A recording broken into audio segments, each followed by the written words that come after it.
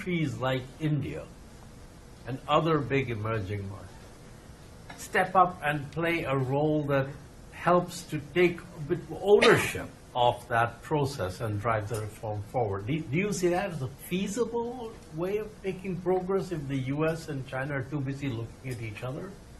Yes, absolutely possible. And on this, I just want to again start from where a thought of my Prime Minister came in. And this is well thought through. He once said, India's priority is not to impose its dominance. In the sense we are the biggest democracy, we have in the world the largest population, but to enhance its influence. Now, why do we want to have our influence enhanced? It's only because the fact that today 1 in every 6 person in the world is an Indian. And you just cannot ignore our economy and the way in which it is growing. That's a second. And third, the skilled manpower which today is in India and also everywhere else, running large corporations which are for running institutions which are in large countries, developed countries. But yet, that particular point that Larry mentioned, that in today's world, the course which countries, developed countries took, starting from producing textiles, cycles, bicycles and something else, and reaching development, is no longer available. It is going to be something else. Are we in a position to define that path? In that, one flag post which I want to draw your attention to about India and its role is leading on technology, servicing through technology, leveraging technology. And that is where, when you look at Indians everywhere, you are saying that they are the ones before sitting and readily saying, yes, we'll give you the systems which can run complex corporate, whether it is a refining system, oil refining system, whether it is multilateral banking system, or anything else. So you really can't ignore. And also the geopolitical neighborhood in which we live. No country, the US, which is very far away from us, or China, which is very close to us, cannot ignore us. Therefore, I think we have followed policies of strategic and peaceful multilateralism. The multilateralism about which you want us to speak about, India has always stood in favor of multilateral institutions. We didn't want any time undermining of any multilateral institution. But progressively we see the hope and the expectations which were pinned on multilateral institutions are frittered away because we think no solutions are coming out of them. So again, Larry said, these institutions now are not offering an alternative pathway. That is where one of my points is the core competencies of these institutions, in that they look at so many different economies, look at the dynamism with which some economies are growing and some which are getting stunted. The information base that they have, they should be the first ones to share the information, and they should be the first ones to also suggest without imposing. In one of my earlier conversations with Larry, he voiced the concern, saying how would institutions like IMF and the World Bank go about telling an economy to a country that your economy is in wretched position, you can't do anything about it. They can't. They cannot, and they need not.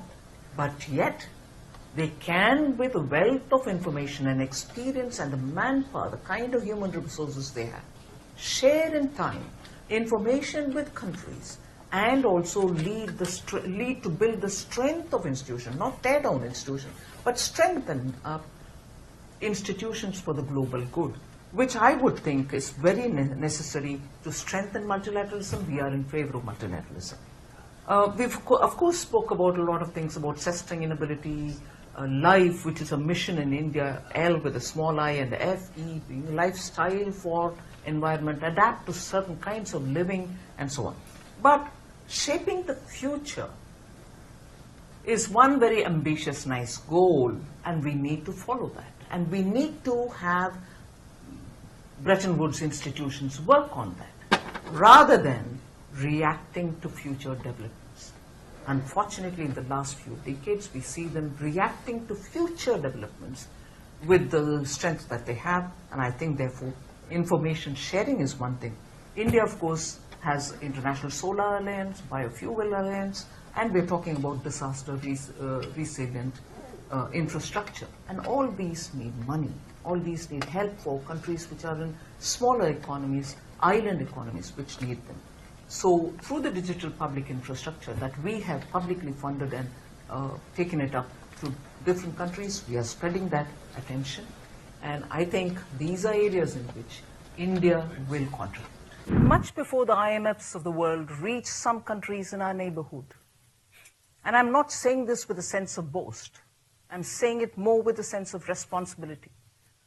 And again, sorry, I have no axe to grind with the IMF, but with no conditions attached. We have given sums of money, which I don't want to name here, number here, because my neighbors are very dear to me. Right. We've come out in time to help countries in distress. And in the typical Oriental fashion, I will not name the country, I will not name the money which have been given, because they are very important to my cultural values and also to my neighborhood. So much before nimble-footed institutions of the Bretton Woods have come there, because we are closer to them, this money has been used. Right. Even better.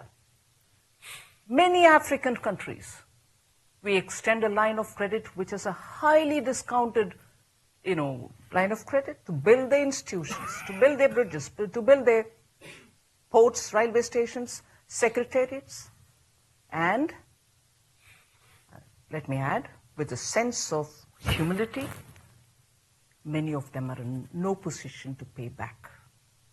And we have not made a noise about it. We will still continue to do it because we think the South, the global South, will be with us. We want to be with them. We want to help them out. We want all of them to get an opportunity. So we're doing that. Ownership doesn't come with just quantums of money being given.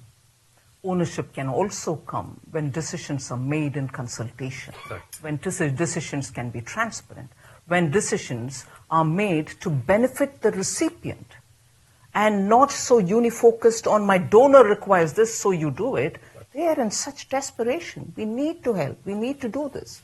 So ownership, I'm willing to take. I'm sure many countries are willing to take. Emerging markets are absolutely revved up on the thought that they will have to participate.